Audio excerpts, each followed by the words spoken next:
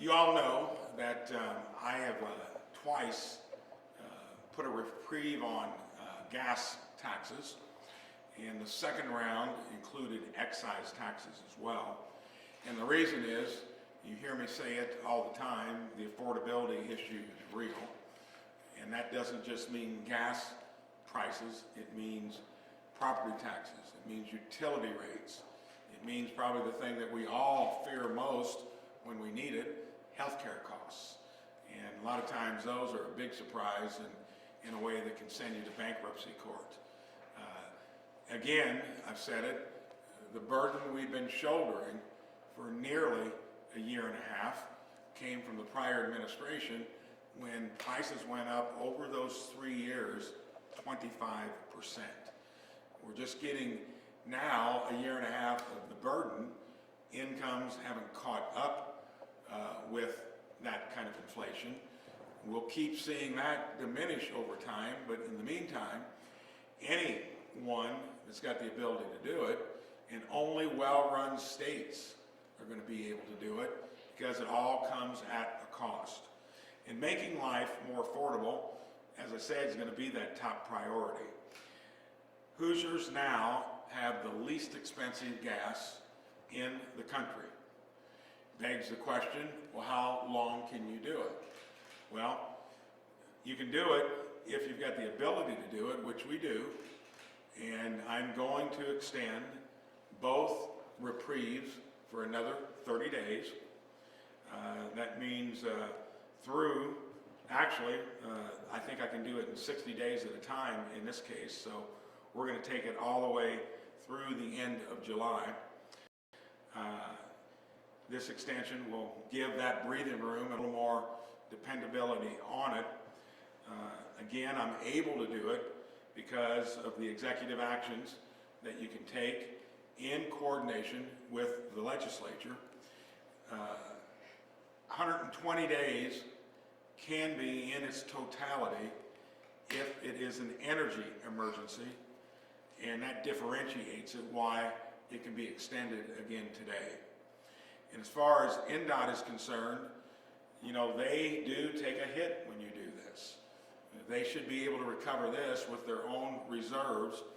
Still brings up the issue that long-term road funding is an issue the legislature is going to have to take up, and all Hoosiers are going to have that discussion, because the last time we attended to it was in 2017. And the impact from that bill, we're seeing revenues flatten, which they did in 24, and start to wane a little bit in 25. We're not canceling any projects. We'll be reviewing it monthly. And when it comes to reimbursing locals, they lose out on some of this. Been in conversation with the legislature. They should be able to get reimbursed fully. Why? Because we're running our state well. And when you're running your state better than it's been run before, that could accumulate into $1 billion of savings over time within a year. And I think there's even more to be saved year after year after that. When your state is experiencing record growth compared to your neighbors, which we've talked about, our economy is growing twice as fast as Ohio's, Illinois', 3 times as fast as Kentucky's, 6 times as fast as Michigan's. So that means on saving money on the management side, better economic development, stronger economy on the revenue side. So we'll backfill those lost revenues into locals so they won't have to worry about it. And if we keep on the path that we've been on, and that's holding all vendors that actually work with the state, give us better value for what you're doing, run our state better. We got a lot of things we're going to be able to do that other states can't. So this is gas savings is kind of a lifeline through a tough period like this. Whatever happens at the federal level, we need to get through that. I think most prior administrations wanted to do what this one is, but it has caused pain onto the affordability issue that again was created by a prior administration. Well-run states are going to be able to overcome all of that and do things that we've been wanting to do for a long time when it comes to things like pre-K, childcare, certain infrastructure projects. And that dividend, if we can keep getting it on both ends of the spectrum, will enable us to do things. Can't count on it unless you're doing things well, but that's what enables us to do this now. So we'll continue to do all the things like we've done to date, change the IURC to make it ratepayer conscious, record property tax reform, still having healthy local governments and school districts. So, any questions about this? Governor Braun, have you been in talks with Republican leadership in the General Assembly, and would they agree to a special session after August once this authority expires? So, we haven't talked about that. And the fact that we're the only state that's really done this, others are looking at it, probably wishing they had, especially the well-run states. But in terms of doing anything beyond this, no, we haven't talked about it. And then we're getting close to session anyway.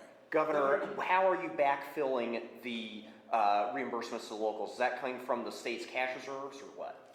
It'll come from, we're exceeding cash flow ever since the new forecast came out, which puts us in a much better place than the one that was faulty back in April of 25.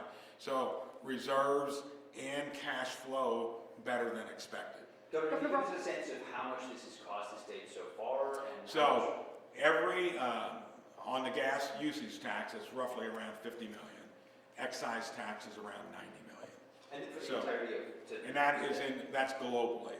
And about 30 to 35% of that would be locals. So. What are some of the ideas that you'll work with the legislature to help that NDOT funding that they're losing? So, very clear. I was in the legislature when we did the last road funding bill. That was a wrestling match. 50 stakeholders came in. I was on Ways and Means and Roads and Transportation. So it was a long discussion and ended up then, it was a 20-cent increase on diesel, 10 on gas, and it enabled us to build out 69 and do other projects around the state.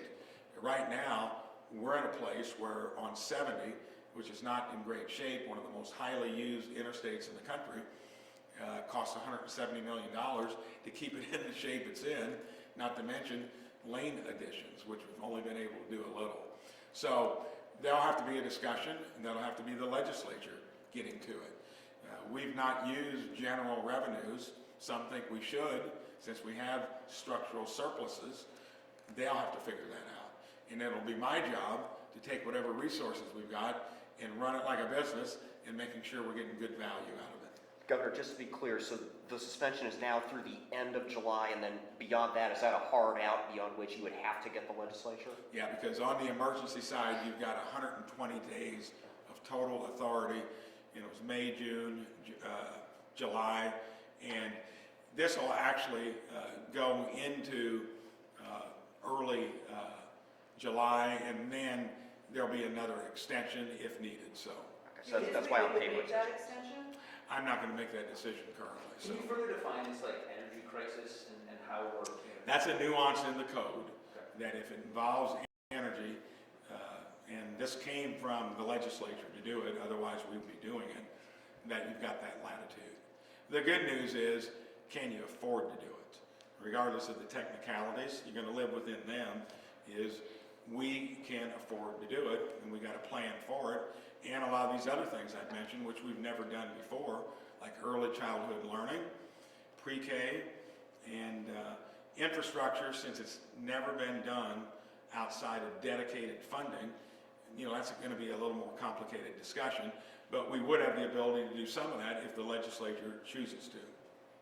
Governor, has the Attorney General weighed in on your authority to renew this? No, it must mean that there isn't anything to weigh in on, and if he did, we'd pay attention to that, but he has not. Governor, when can locals expect those reimbursements? They're going to be starting to build their budgets for next year, coming this late summer. I don't know exactly the timing on it. We'll find that out, but I think it'll be something that we can do before we have to officially open the budget back up. But they will be reimbursed for it. Are there any concerns that this could eat into money for others? Say you mentioned childcare, for example. Are you concerned that could happen as the You know, general and assembly? by the way, those are things that nobody's been able to do before. I feel very good about where we're at financially as a state. That doesn't mean something unforeseen comes along, barring a faulty budget forecast again. That never did make sense to me. And the good news is, through economic growth, we're the shining star in the Midwest. Wages are going up. Revenues are coming in.